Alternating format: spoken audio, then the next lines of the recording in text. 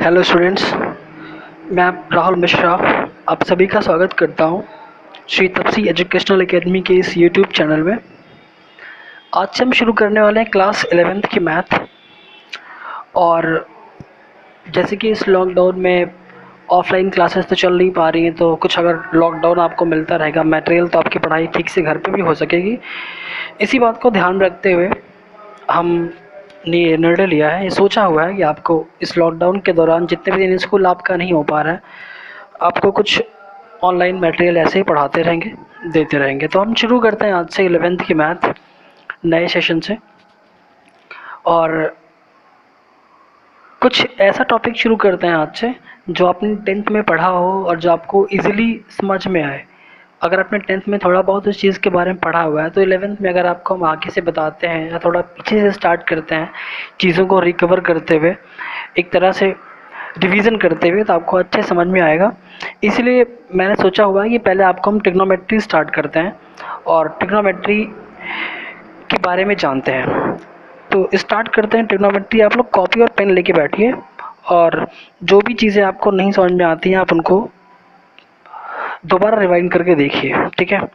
Trigonometry को हिंदी में कहा जाता है त्रिकोणमिति। त्रिकोणमिति, त्रि का मतलब होता है तीन, कोण का मतलब कोण और मिति का मतलब होता है मापना या फिर नापना। तीन कोणों से बनी हुई आकृति को नापना या उसके बारे में अध्ययन करना, स्टडी करना ही त्रिकोणमिति के अंदर आता है। हम यहाँ पे कुल मिला के त्रिभुज के बारे में सीखते हैं, ठीक है, कि त्रिभुज की भुजाओं में उसके कोणों में क्या संबंध होता है। इसी बात को जानने के लिए हम ट्रिग्नोमेट्री की स्टडी करते हैं। हमारे 10th के सिलेबस में जो हमने ट्रिग्नोमेट्री पढ़ी थी वो स्पेशली सिर्फ एक खास ट्रायंगल पे लागू होती थी, और वो एक विशेष टाइप का ट्रायंगल था जिसे हम राइट एंगल ट्रायंगल यानी कि समकोण त्रिभुज कहते हैं। समकोण त्रिभुज पे हमने देखा कि समकोण त्रिभुज में त्रिकोणमिति कैसे काम करती है। तो पहले हम जरा सा समकोण त्रिभुज के बारे में जान लेते हैं। समकोण त्रिभुज क्या होता है? किसी भी त्रिभुज के तीनों कोणों में से अगर कोई एक कोण 90 डिग्री का हो जाए तो उस त्रिभुज को हम समकोण त्रिभुज कहते हैं। जैसे आप अगर इस त्रिभुज ABC को देखते हैं तो इस त्रिभुज ABC में यहाँ पे आपको दिख रहा होगा कि मैंने कोण B को 90 डिग्री बनाया हुआ है। तो अगर एक कोण 90 डिग्री का है तो ये आपका त्रिभुज समकोण त्रिभुज हो जाएगा। अब समकोण त्रिभुज में तीनों भुजाओं के अलग अलग नाम होते हैं। पहले हम बात करते हैं AB की। अगर आप इस त्रिभुज को BC की तरफ से देखते हैं तो आपको AB खड़ा हुआ नजर आएगा, BC पड़ा हुआ नजर आएगा और AC थोड़ा तिरछा नजर आएगा। तो जो रेखा हमें खड़ी दिखती है आधार के ऊपर उसे हम कहते हैं लंब यानी कि परपेंडिकुलर। जो भुजा नीचे पड़ी हुई दिखती है उसे हम कहते हैं आधार यानी कि बेस। और इन दोनों के अलावा जो तीसरी भुजा होती है उसे हम कहते हैं कर्ण यानी कि हाइपोटेनियस। अब देखिए 90 डिग्री को बनाने वाली जो साइड्स होती हैं, 90 डिग्री का एंगल बनाने वाली जो रेखाएं होती हैं, उन रेखाओं में से एक रेखा लंब होती है, एक रेखा आधार होती है, ठीक है। अगर मैं C से देखता हूँ तो मुझे खड़ा हुआ AB नज़र आएगा, तो AB लंब होगा और BC आधार होगा। लेकिन अगर मैं A से आकर देखता हूँ तो अगर मेरी आँख यहाँ पे हो, मैं A से देखूँगा तो मुझे A के सामने BC खड़ा हुआ नज़र आएगा, तब BC हमारा लंब होगा और AB हमारा आधार हो जाएगा। यानी कहने का मतलब ये है कि अगर मैं एक बार C से और एक बार A से अदल बदल के देखता हूँ तो C से देखने पे ये लंब है, ये आधार है, लेकिन अगर A से देखते हैं तब ये लंब है और ये आधार है। यानी कि लंब और आधार अदल बदल जाते हैं अगर हम अलग अलग एंगल से खड़े होकर देखते हैं, लेकिन कर्ण हमारा अनचेंज रहता है, ये नहीं बदलता है। तो ये एक खास थोड़ी सी बात थी जो आपको जाननी होगी, क्योंकि इस पे क्वेश्चंस कभी कभी पूछे जाते हैं, ठीक है। आपको साइन C की वैल्यू देके साइन A पूछ लेगा, आपको टेन C की वैल्यू देके सेक A पूछ लेगा। तो ऐसे आपको इन चीज़ों को ध्यान देना होता है, ठीक है। समकोण त्रिभुज में एक बहुत ही इंपॉर्टेंट बात पाइथागोरस जी ने बताई हुई है कि समकोण त्रिभुज की अगर तीनों भुजाओं में से कोई दो भुजा पता हो तो तीसरी भुजा कैसे निकाली जाए। पाइथागोरस जी ने एक प्रमेय दी थी जिसे हम पाइथागोरस की प्रमेय के नाम से जानते हैं। पाइथागोरस की प्रमेय क्या है? इस बारे में ज़रा सा डिस्कस करते हैं। पाइथागोरस ने बताया था कि किसी भी त्रिभुज की अगर तीनों भुजाओं में से कोई दो भुजा पता हो तो तीसरी को आसानी से निकाला जा सकता है, और उसके लिए उन्होंने एक सूत्र बनाया था, और वो सूत्र है कर्ण का स्क्वायर बराबर लंब का स्क्वायर प्लस आधार का स्क्वायर। यानी अगर आपको लंब और आधार पता है तो आप कर्ण इस सूत्र से निकाल सकते हैं। अच्छा, अगर लंब निकालना हो तो लंब का स्क्वायर निकालने के लिए आधार के स्क्वायर को हम यहाँ भेज देते हैं, और यही फार्मूला बन जाता है कर्ण स्क्वायर माइनस आधार का स्क्वायर। और अगर हमें आधार निकालना हो तब लंब स्क्वायर को इधर भेज देंगे और आधार स्क्वायर की वैल्यू बन जाएगी कर्ण स्क्वायर माइनस लंब स्क्वायर। ये तीन फार्मूले आप ध्यान रखेंगे पाइथागोरस प्रमेय के लिए। इनका यूज़ हम समकोण त्रिभुज की भुजाओं को निकालने के लिए करते हैं। चलिए, ये तो क्लियर हो गया। अब हम बात करते हैं त्रिकोणमिति में, थोड़ा सा और आगे आते हैं। चलिए, त्रिकोणमिति जानने के लिए सबसे पहले हमें त्रिकोणमिति के 6 अनुपात होते हैं, उनको जानना ज़रूरी है। हमारे सामने 6 ट्रिग्नोमेट्रिकल रेशियोज़ हैं, 6 ट्रिग्नोमेट्रिकल रेशियोज़, 6 त्रिकोणमितीय अनुपात, इनको हमें जानना ज़रूरी है। ये त्रिकोणमितीय अनुपात कौन कौन से होते हैं? साइन, कॉस, टैन, कॉट, सेक और कॉसेक। ठीक है, देखिए साइन, कॉस, टैन, कॉट, सेक और कॉसेक ये क्या होते हैं? इनका अकेले कोई मतलब नहीं है। अकेले साइन किसी काम का नहीं, कॉस, टैन, कॉट, सेक, कॉसेक ये किसी काम के नहीं जब तक ये किसी एंगल के रिस्पेक्ट में नहीं आते। बात समझ में आ रही है? जैसे त्रिभुज ABC है, अगर मैं सिर्फ बोलूं कि इस त्रिभुज में साइन बताओ तो इस त्रिभुज का साइन कुछ नहीं होगा। अगर मैं इस त्रिभुज में कोण C के लिए साइन पूछूं, मैंने पूछा साइन C बताओ, तो आप वैल्यू निकाल सकते हैं। ठीक है, यानी अकेले साइन, कॉस, टैन, कॉट, सेक, कॉसेक का कोई मतलब नहीं है जब तक वो किसी एंगल के साथ नहीं आते। ठीक है, जैसे sine C, cos A, tan A, cot C, sec A, cosec A, इस तरह से अगर वैल्यू आती है तो हम उसकी वैल्यू निकाल सकते हैं। अकेले साइन, कॉस, टैन, कॉट, सेक, कॉसेक की कोई वैल्यू नहीं होती। इस बात को आप ध्यान रखेंगे। ठीक है, फिलहाल अभी मैं एक काम करता हूँ, मैं ये एंगल थीटा मान लेता हूँ, और इस थीटा एंगल के लिए मैं ये 6 के 6 सारे त्रिकोणमितीय अनुपात निकाल के दिखाता हूँ कि इनकी वैल्यू क्या होती है, कैसे आपको याद रखनी होगी। ठीक है, तो sine theta, cos theta, tan theta, cot theta, sec theta और कॉसेक थीटा। अब ये 6 रेशियोज़ हैं, यानी कि अनुपात है। अब ये अनुपात है तो किस चीज़ के अनुपात हैं? ध्यान से सुनिएगा, ये सारे अनुपात जो हैं ये भुजाओं के अनुपात हैं। अब हर एक अलग अलग अनुपात है, इसीलिए इनके अलग अलग नाम हैं, साइन, कॉस, टैन, कॉट, सेक, कॉसेक। अब साइन किसका अनुपात होता है? आप ध्यान रखेंगे, साइन जो है वो समकोण त्रिभुज में समकोण त्रिभुज के लंब और कर्ण का अनुपात है। समकोण त्रिभुज में लंब और कर्ण के अनुपात को साइन कहते हैं। ठीक है, कॉस किसका अनुपात है? कॉस आधार और कर्ण का अनुपात है। टैन लंब और आधार का अनुपात है। कॉट आधार और लंब का अनुपात है। सेक कर्ण और आधार का अनुपात है, और कॉसेक आपका कर्ण और लंब का अनुपात है। अब यहाँ से हमें याद रखना होगा, साइन थीटा लंब बटे कर्ण, कॉस थीटा आधार बटे कर्ण, टैन थीटा लंब बटे आधार, कॉट थीटा आधार बटे लंब, सेक थीटा कर्ण बटे आधार, कॉसेक थीटा कर्ण बटे लंब। इसका एक शॉर्टकट आपको पढ़ाया गया होगा क्लास 10th में, आपकी क्लास में आपके जो भी टीचर रहे होंगे उन्होंने पढ़ाया होगा कि एक तरीका बनाया जाता है लाल बटे कक्का। ये चीज़ साइन को शो करती है, ये कॉस, ये टैन, ये आपका कॉट, ये सेक और ये आपका कॉसेक। अगर हम साइन की बात करें तो साइन थीटा होता है लंब बटे कर्ण, कॉस थीटा होता है आधार बटे कर्ण, टैन थीटा होता है लंब बटे आधार, कॉट थीटा, अब ध्यान से नीचे से आप देखिएगा, कॉट थीटा होता है आधार बटे लंब, सेक थीटा होता है कर्ण बटे आधार, कॉसेक थीटा होता है कर्ण बटे लंब। इन चीज़ों को आपको ध्यान में रखना होगा। अब यहाँ से हमें कुछ चीज़ें नज़र आ रही हैं साफ साफ। अगर मैं साइन और कॉसेक को देखता हूँ तो मुझे दिख रहा है कि साइन की जो वैल्यू है वो है लंब बटे कर्ण, लेकिन अगर मैं कॉसेक की वैल्यू देखता हूँ तो कॉसेक की वैल्यू है कर्ण बटे लंब, यानी कि एक दूसरे का उल्टा है। तो यहाँ से ये समझ में आ गया कि साइन थीटा और कॉसेक थीटा ये एक दूसरे के व्युत्क्रम होते हैं। व्युत्क्रम का मतलब होता है उल्टा, साइन का उल्टा कॉसेक होता है। अच्छा, साइन का उल्टा कॉसेक होगा तो क्या कॉसेक का उल्टा साइन नहीं होगा? डेफिनेटली होगा।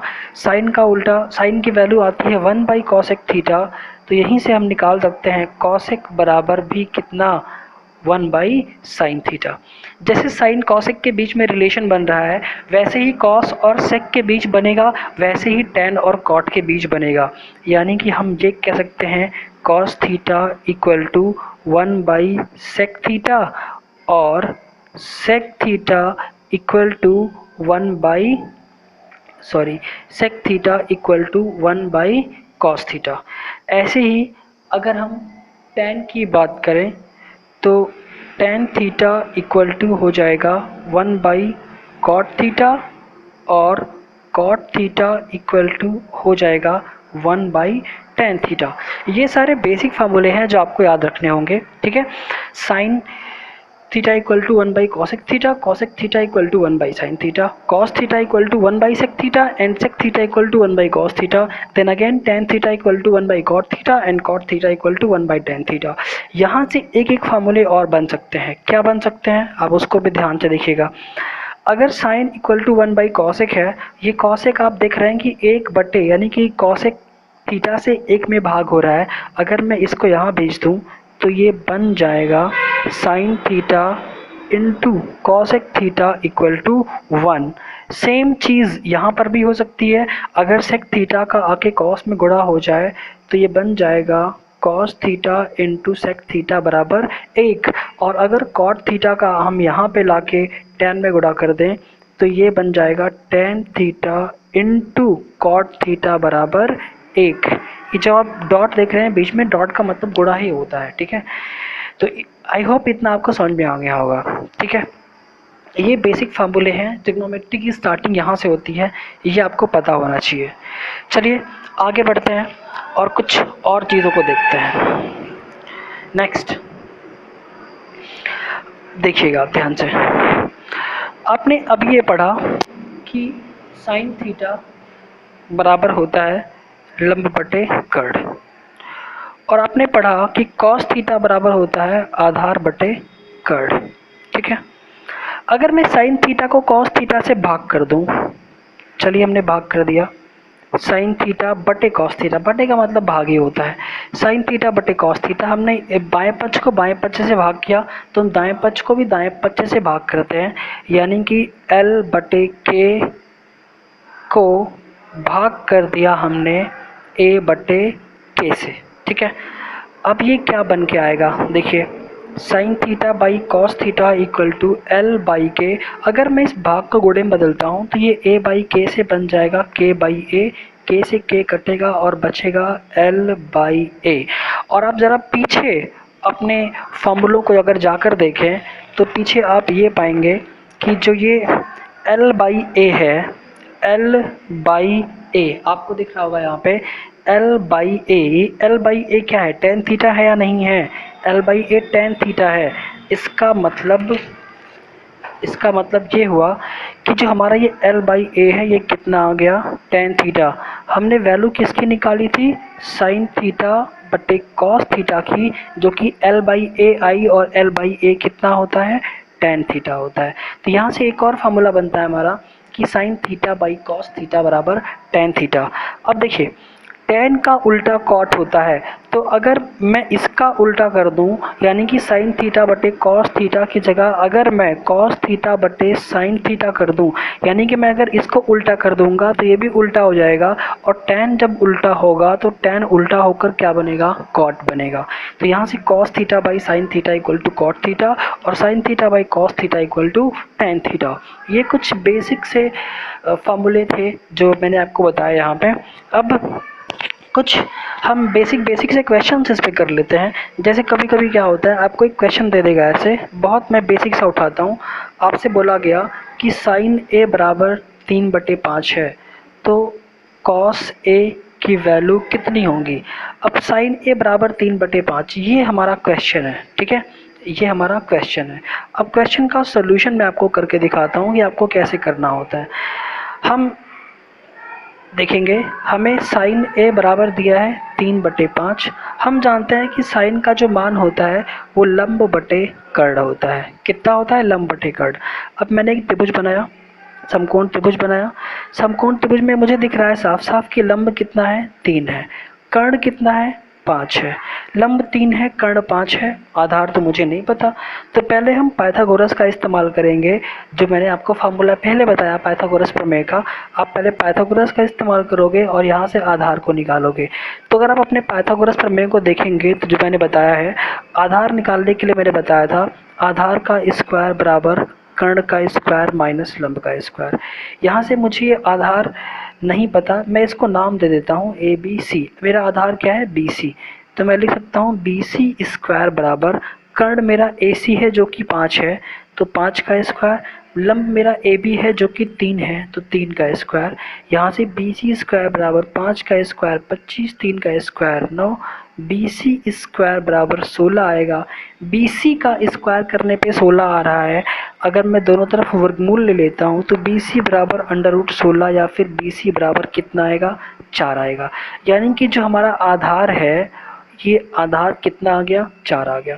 अब मुझे अगर कॉस ए निकालना है तो आप ही बताओ ज़रा, कॉस ए, कॉस के लिए अनुपात क्या आता है? आधार बटे कर्ण। और ए के लिए पूछा है, ध्यान से देखना होगा आपको। एक बात बहुत इम्पोर्टेंट है, हाँ एक बात आपको ध्यान से देखनी होगी कि ये जो साइन ए की वैल्यू 3/5 है, इसमें आपने ए लेना कहाँ पे था? देखिए ये फिगर तो मैंने बाद में बनाया ना, मैंने ये पहले लिख दिया था, फिगर मैंने बाद में बनाया। तो यहाँ पे मैंने गलती की। मैंने गलती क्या की कि मुझे ए यहाँ लेना चाहिए और मुझे सी यहाँ लेना चाहिए। ठीक है, क्यों? क्योंकि जब मैंने साइन ए लिया है तो साइन ए के लिए लंब बटे कर्ण, लंब 3, देखो ए के लिए लंब 3 अब आ रहा है। अगर मैं यहाँ ए को रखूँगा तब ये 3 मेरा यहाँ ना होके यहाँ आता। बात समझ में आ रही है आपको? अगर मैंने ए को यहाँ पे रखा होता तो मेरा 3 यानी कि लंब यहाँ पे ना आके मेरा लंब यहाँ पे आ रहा होता, क्योंकि ए के सामने तब मुझे ये लंब दिखता। अगर मैंने 3 को यहाँ लिया है तो मुझे ए को यहाँ लेना पड़ेगा, क्योंकि ए के सामने लंब यहाँ पर आएगा। अब चलते हैं क्वेश्चन पे, आंसर पे।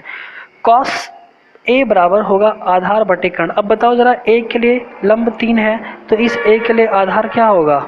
4 होगा। आधार आपका 4 हो गया और कर्ण आपका अनचेंज रहता है, चाहे आप ए से देखो चाहे सी से देखो, कर्ण आपका 5 होगा। तो कॉस ए की वैल्यू आपकी आ गई 4/5। उम्मीद करते हैं आपको समझ में आ रहा होगा। तो ये एक बेसिक सा क्वेश्चन मैंने आपको बताया। ऐसे इस पे और ढेर सारे क्वेश्चंस बन सकते हैं। जैसे एग्जांपल के तौर पे आपको मैंने दे दिया कि साइन सी बराबर मैंने आपको दे दिया 13/12। तो आप मुझे बताइए कॉस ए कितना होगा? थोड़ा सा मैंने चेंज किया। देखिए पहले मैंने साइन ए देकर कॉस ए पूछा था, अब मैं आपको साइन सी देकर कॉस ए पूछ रहा हूँ। तो आपको ध्यान देना होगा यहाँ पे। कैसे करेंगे? आप पहले समकोण त्रिभुज बनाएंगे, सी यहाँ बना लीजिए आप। साइन सी बराबर 13/12। आप जानते हैं साइन का मतलब होता है लंब बटे कर्ण, यानी कि लंब यहाँ से 13 होगा, ये वैल्यू हमने उल्टी ले ली है। साइन सी में आप जानते हैं कर्ण लंब बटे कर्ण होता है, लंब छोटा होता है कर्ण बड़ा होता है। 12 ऊपर कर दीजिए और 13 नीचे कर दीजिए। ठीक है, चलिए लंब हमने 12 ले लिया, कर्ण हमने 13 ले लिया। लंब हमारा 12 हो गया, कर्ण हमारा 13 हो गया। अब मुझे कॉस ए चाहिए। यहाँ पे सी है, यहाँ पर ए होगा, यहाँ पर बी होगा। ठीक है, अब ए के लिए मुझे निकालना है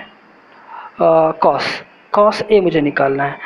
लंब मेरा 12 है, सी से देखने पर लंब 12 है, और अब ए से देखेंगे तो ए से देखने पर लंब क्या होगा? ए से देखने पे लंब BC होगा और आधार क्या होगा? 12 होगा और कर्ण क्या होगा? 13 होगा। कॉस के लिए रेशियो क्या होता है? आधार बटे कर्ण। अब ए के लिए अगर हम देखते हैं तो ए के लिए आधार हमें क्या नज़र आएगा? BC या AB? AB नज़र आएगा। और AB की वैल्यू कितनी है? 12। और कर्ण हमारा अनचेंज रहता है, ये हमारा 13 रहेगा। अब आपने देखा कि साइन सी की वैल्यू कॉस ए के बराबर आ रही है, ठीक है। ये सब भी मैं आपको बताऊंगा कि ये क्यों होता है, साइन सी कॉस ए क्यों बराबर आ गया। वहीं अगर मैंने टेन सी के साथ कॉट ए निकाला होता तो टेन सी कॉट ए भी बराबर आता। अगर मैं सेक सी और कॉसेक ए निकालता तो वो भी आपस में बराबर आते। अब ये सब क्यों होता है, क्यों बराबर आते हैं, इन सब के बारे में डिस्कस करेंगे हम कि ये कैसे होता है। आगे हम कुछ आपको तरीके बताएंगे, कुछ जब हम और थोड़ा सा आगे बढ़ेंगे तो हम इन सब बारे में डिस्कस करेंगे कि ये साइन सी और कॉस ए की वैल्यू क्यों इक्वल है। अच्छा मान लीजिए अभी इसी में आपसे इसने tan ए पूछ लिया होता तो आप क्या करते। आप कहते tan के लिए रेशियो होता है लंब बटे आधार। अब यहाँ पे प्रॉब्लम क्या फंस गई कि a के लिए आपको आधार तो पता है लेकिन a के लिए आपको लंब नहीं पता है कि ये a के लिए लंब BC बन रहा है, BC आप नहीं जानते। तो BC को निकालने के लिए फिर से आप क्या करेंगे, आप पाइथागोरस थ्योरम का इस्तेमाल करेंगे। आप ये लंब हो गया, ये आधार हो गया और ये कर्ण हो गया। अब A से देख रहे हैं तो A से देखने पर BC लंब होगा, AB आधार होगा, AC कर्ण होगा।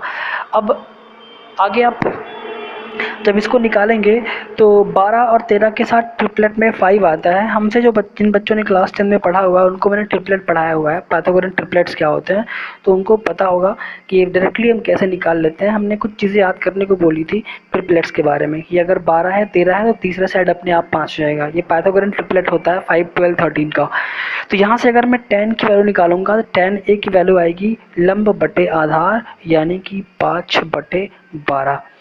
चलिए ये कुछ बेसिक सी बातें थी ट्रिग्नोमेट्री में जो हमने आज स्टार्ट की। ये हमने आपको ये बताया कि अगर आपको एक ट्रिग्नोमेट्रिक रेशियो दिया हुआ है तो आप और सारे ट्रिग्नोमेट्रिक रेशियोज कैसे निकाल सकते हैं। अब कुछ हम आइडेंटिटीज़ की बात करेंगे, कुछ ट्रिग्नोमेट्रिक आइडेंटिटीज़ मैं आपको दे रहा हूँ। इन आइडेंटिटीज़ को आप याद करिएगा, इनको आप याद करेंगे तो डेफिनेटली आपको फ़ायदा मिलेगा। और ये आइडेंटिटीज़ आई कैसे, इनके बारे में भी हम बाद में आपको बताएंगे। ये ट्रिग्नोमेट्रिकल आइडेंटिटीज़ कहाँ से आई, कैसे इनको प्रूव किया गया, वो सारी बातें हम बाद में डिस्कस करेंगे। अभी के लिए आपके लिए होमवर्क है कि आपको सबसे पहले तो इन आइडेंटिटीज़ को याद करना है। Sine square A plus cos square A equal to 1। यहीं से अगर मैं साइन स्क्वायर ए निकालूं तो sine square A equal to होता है 1 माइनस कॉस स्क्वायर ए। अगर मैं कॉस स्क्वायर ए निकालूं तो ये होता है 1 माइनस साइन स्क्वायर ए। ये आप याद रखेंगे। अब यहीं से और आइडेंटिटी बनती है 1 plus tan square A equal to sec square A. और आपका बनता है sec square A minus 1 equal to tan square A. और आपका बनता है sec square A minus tan square A equal to 1। ये भी आप ध्यान रखेंगे। और लास्ट आइडेंटिटी जो बनती है वो है 1 plus cot square A equal to cosec square A और cosec square A minus 1 equal to cot square A और cosec square A minus cot square A equal to 1। देखिए ये एक मेन आइडेंटिटी है, इसकी हेल्प से मैंने ये दो बनाया यहाँ वहाँ पक्षांतर करके। ये मेन आइडेंटिटी है, इसकी हेल्प से मैंने इन दोनों को बनाया पक्षांतर करके। ये मेन आइडेंटिटी है, इसकी सहायता से मैंने इन दोनों को बनाया पक्षांतर करके।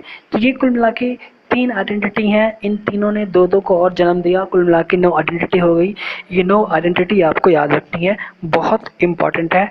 कदम कदम पे आपको इनकी ज़रूरत पड़ेगी। आप ट्रिग्नोमेट्री में जैसे जैसे आगे बढ़ते जाएंगे वैसे वैसे आपको इन सब आइडेंटिटीज़ की ज़रूरत पड़ती जाएगी। तो ये आपको याद रखना है, ये आपका एक होमवर्क है। उसके अलावा मैं कुछ और आपको दे देता हूँ, जैसे साइन थीटा इक्वल टू 20/29 तो cos theta, tan theta, sec theta, cot theta, cosec theta की वैल्यू ज्ञात कीजिए। ये बेसिक से क्वेश्चंस हैं, आई होप आप सभी लोग कर लेंगे इसको। आज स्टार्टिंग है इसलिए मैं इतने बेसिक क्वेश्चंस दे रहा हूँ, वरना मैं आपको और अच्छे क्वेश्चंस दूंगा आगे चल के। अभी आप सिर्फ इतने पे फोकस कीजिएगा। कुछ और 1-2 सवाल दे देते हैं। मैंने आपको दिया कॉसेक सी, cosec सी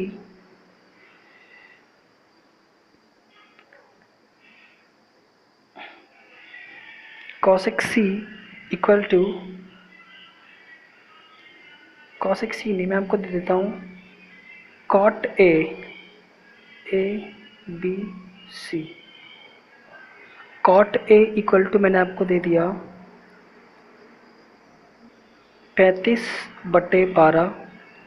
तो आप निकालिए यहाँ पर tan ए, cot सी, tan सी, sec सी और sec ए, इतने के आप मान निकालिएगा। ठीक है, ये क्वेश्चन भी आपके लिए रहा। ये तो बेसिक क्वेश्चंस आप कीजिए। इन बेसिक क्वेश्चंस को करने के अलावा जो भी चीज़ें आपको मैंने वीडियो में समझाई हैं, ये सारी बातें आप वीडियो रिवाइंड करके देख सकते हैं।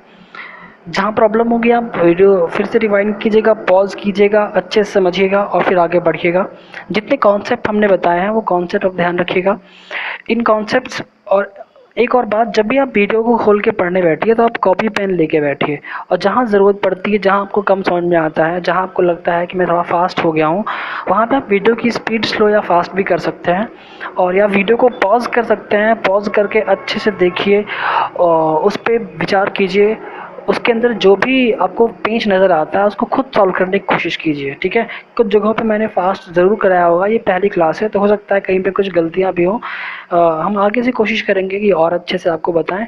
ठीक है, चलिए आगे आप ध्यान रखिएगा खुद का। Stay safe, stay at home, bye bye.